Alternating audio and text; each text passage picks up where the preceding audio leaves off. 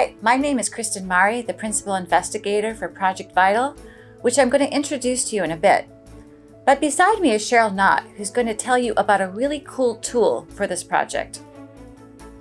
But first, let me tell you a bit about Project Vital, which is a study aimed at examining the impact of restoring vacant lots on reducing health disparities among adolescents in Baltimore City. This is a project that truly is a team effort among individuals across a variety of different disciplines and organizations who all care about making a difference in the lives of adolescents. This study was made possible by a grant through the Bloomberg American Health Initiative as a Sidebar Award, which is a new grant-making effort by the Johns Hopkins School of Public Health to bridge together basic and applied sciences together to address a public health issue. Project Vital consists of 4 main components. The first is to build a shareable database of greened and ungreened vacant lots in Baltimore City. The second is to conduct a mixed methods longitudinal study to examine the impact of greening vacant lots on adolescent food insecurity, exposure to violence, and mental health. The third then is to implement a cost-effectiveness analysis on the different types of greening programs that exist. And then we'd like to bridge all this together to create a blueprint for the lessons learned and best practices for restoring vacant lots to improve adolescent health. The focus of this video, however, is to show you one of our first components of this project, which is the shareable database. This database has been created and managed by one of our key partners of this project, the Baltimore Neighborhood Indicators Alliance. And right beside me is the person behind the scenes who created this database, Cheryl Knott. Thanks, Kristen. I will demonstrate how this database works, how you can use it for your own work and research, and as well, how you might be able to contribute to the database itself. Our goal is that this tool can remain a viable and valuable resource for future decision-making on policies, programs, and research that aims to improve the health and well-being of the people of Baltimore City. The database is currently hosted on our website for the Baltimore Neighborhood Indicators Alliance. Let's take a look. So on our main page here for Project Vital, we have a lot of information and background about the project itself, but if you click on this button here, go to Map, it will launch the tool itself. On main load, the Project Vital Greening Lots map and database shows all lots that we have mapped out. In the upper right-hand corner, we have a counter that displays the total number of parcels, so all of these individual dots, these green dots on the map. And then here, the total sites on the map, we have over 800. And so this allows you to see how many unique places there are and how many individual parcels that make up each site. On the left-hand side of this tool, you can filter down the data. So you can search for sites based on a unique name, the source of the data. So we worked with a lot of wonderful partners to receive this information. The different types of lots, the most recent year that we have available, the condition of the lot, and then lastly, you can also filter by zip code. So you can take a look at specific lots by a geographic area. And as you filter all of these lots, it will update the map, update the counters in the upper right-hand side, and then down here on the lower right, we have a table of all of the results that you can scroll through and see all of the data and information that is included for each of these parcels. The map itself is zoomable, so you can click in and you can also select specific locations on the map, and we will have a little pop-up that will appear to tell you more information. The counters in the upper right-hand side will update as you scroll in or scroll out, and you can also search for specific addresses. So if you have a specific place in mind that you'd like to search for, in the upper right-hand side, we have this little icon here that if you click on that, it will open it up and allow you to put in an address or a neighborhood name. There's other things that you can explore on this map as well.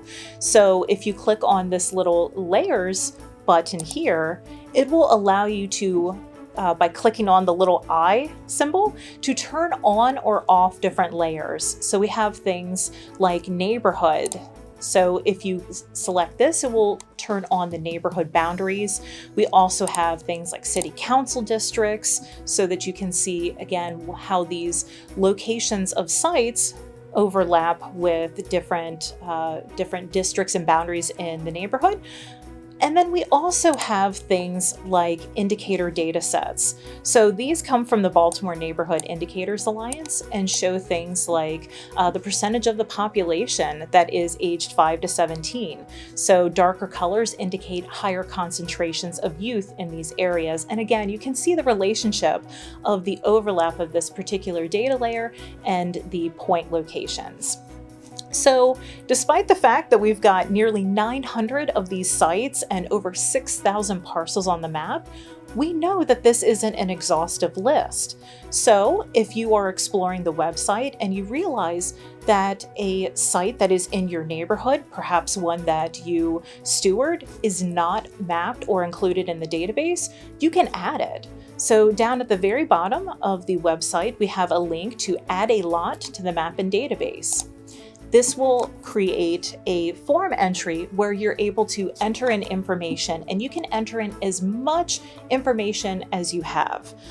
You can put in the name of the site, a street address for it, and other attributes or values to tell people who might be accessing this database how the site is being used, for what purpose, and any activities that are happening there. The most important component, though, is getting the site on the map itself. So you can search by location, or you can zoom to a location on the map and select a location. And then when you're done, you can hit this button, submit your entry, and it will send all of the fields that you provided in the form to us for review. And once we've received it, we will take a look at it and we can get your submissions integrated into the Project Vital database. Next up, let's go back to the map here.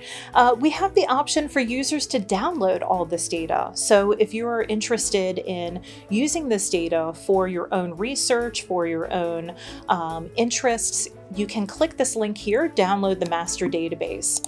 This will take you to a website that will allow you to, in addition to viewing the same data here, you can click this download button that will give you a few options. So you can download the data to CSV, which is openable in Excel, or if you are a mapping professional, you can access the data as shapefiles or KMLs. Additionally, for the more tech-heavy crowd, you can do things like filtering of this data, and you can access an API that will allow you to use and really harness the power of this database on your own interactive map or web tool. And lastly, back on our main page, if you're interested in learning more details about how we put together this tool, you can come to the bottom right-hand side, click on the About tab, and then you'll get details about the Project Vital process, and again, all of these details about how we receive data. So this data tool would not have been possible without the data that was generously provided to us by all of our sources. This includes the Baltimore City Housing and Community Development, Baltimore City Environmental Control Board, Baltimore Green Space, Johns Hopkins Center for a Livable Future. Again, thank you for your map contributions. Thanks, Cheryl, so much for this demonstration. This database is only going to be successful if we have people other than ourselves view its importance and can help contribute. So we look forward to working with you all on this so that we can use it to make important decisions about how best to restore vacant lots and hopefully help improve the lives of young people in our city.